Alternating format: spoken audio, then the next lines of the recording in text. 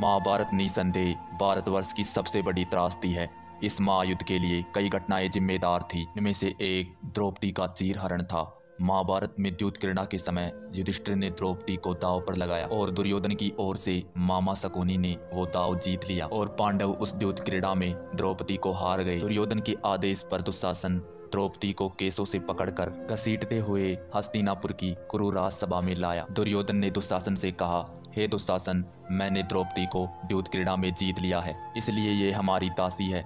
इसे घसीटते हुए लाओ और मेरी जांग पर बैठा दो। जब भरी कुरुराज सभा में द्रौपदी का अपमान हो रहा था, तब भीष्म पितामह, द्रोणाचार्य, विदुर जैसे न्यायकर्ता और महान लोग भी बैठे थे, लेकिन वो सब मुंह झुकाए, सब मौन थे। सभा में बैठे विकर्ण ने द्रौपदी के अपमान का विरोध किया, जिस पर अंगराज कर्ण ने कहा, हे कुरुवंश के पुत्र, देवताओं ने यह आदेश दिया है कि स्त्री के एक ही पति होना चाहिए, लेकिन इस द्रौपदी के कई पति हैं, इसलिए यह निश्चित है कि यह एक वेश्या है। धर्म के अनुसार दुर्योधन ने पांडवों के पास मौजूद सभी धन को जीत लिया है, जिसमें पांडव और स्वयं द्रौपदी भी शामिल है। हे दुशासन, पांडवों और द्रौपदी के सभी वस्त्र उतार लो। यह सुनकर दुर्योधन ने द्रौपदी के वस्त्र उतारने का आदेश दिया। अब द्रौपदी को इस बात का एहसास हो चुका था कि अब संकट बढ़ा है। तब द्रौपदी ने अपने सबसे प्रिय सखा भगवान श्री कृष्ण का नाम पुकारा और भगवान श्री कृष्ण ने द्रौपदी के चीर को बढ़ाकर उसके सतीत्व की रक्षा की। आखिरकार द्रौपदी के चीर हरण का प्रयास असफल रहा। अपमान और क्रोध से जलती द्रौपदी के श्राप से भयभीत कुरुराज सभा कांप उठी। राजमाता गांधारी के रुदन के समक्ष द्रौपदी का क्रोध थोड़ा शांत पड़ा और वो सर झुकाए खड़े अपने पांचों पतियों के साथ 12 वर्ष के वनवास के लिए चल पड़ी। जाने से पूर्व उन्होंने कायर, दुर्योधन, दुशासन और सूत पुत्र कर्ण की ओर देखा।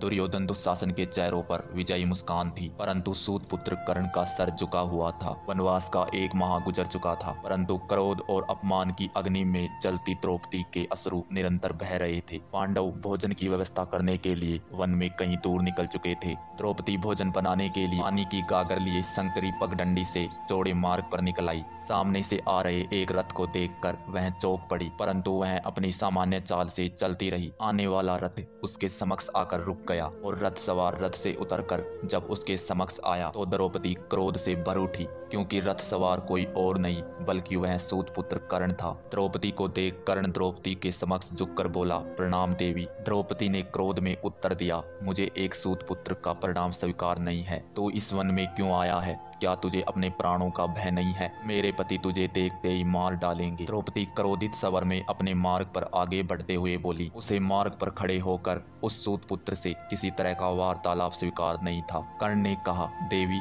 मैं किसी प्रकार का युद्ध करने नहीं आया हूँ। मैं तो एक नारी के प्रति बोले गए अपने अशब्दों से शर्मिंदा हूँ और आपसे क्षमा मांगने इस वन में आया हूँ। कर्ण के शब्दों में पश्चाताप था। इस पर द्रौपदी ने कहा, मूर्ख है तू। कर्ण ने कहा, देवी, मैं किसी प्रकार का युद्ध करने नहीं आया हूँ। क्या तुझे पता नहीं है, सबसे गंभीर घाव तो शब्दों के ही होते हैं। मैं तेरे शब्दों से घायल हूँ। सूत पुत्र, तू किसी क्षमा के योग्य नहीं है। बिना कर्ण की तरफ देखे द्रौपदी अपने मार्ग पर आगे बढ़ती रही। कर्ण विकल स्वर में बोला, देवी, मैं पश्चाताप की अग्नि में जल रहा हूँ। जिस जीवा ने आपके लिए अशब्द कहे हैं उसे काटकर आपके चरणों में रख देना चाहता हूँ। द्रौपदी बोली, मुझे वैश्या कहने वाले पापी, मुझे तेरी जीवा की आवश्यकता नहीं है, मुझे तो तेरे प्राणों की आवश्यकता है। काट अपना शीश और इस मार्ग पर रख दे, ताकि मैं उसे ठोकर मारकर इस मार्ग से परे कर सकूं। तुझ सूत पुत्र का शीश और रक्त इस मार्ग को अपवित्र ही करेगा। कर्ण शांत शब्दों में बोला, हे पांचाली, आपका कथन सत्य है। मेरे द्वारा किए गए अपराध का एकमात्र दंड मृत्युदंड ही है,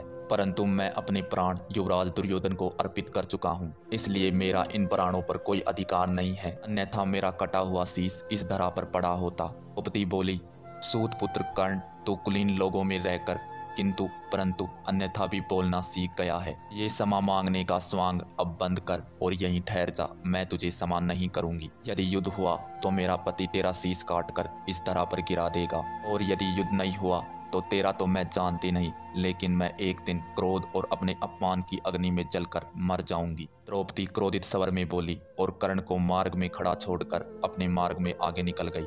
तो दोस्तों, ये था महाभारत युद्ध से पहले कर्ण और द्रौपदी का आखिरी संवाद। तो उम्मीद करता हूँ यह संवाद आपको पसंद आया होगा। पसंद आया है तो वीडियो को लाइक और चैनल को सब्सक्राइब करें और वीडियो को अपने दोस्तों में शेयर जरूर करें। वीडियो देखने के लिए आप सभी का धन्यवाद।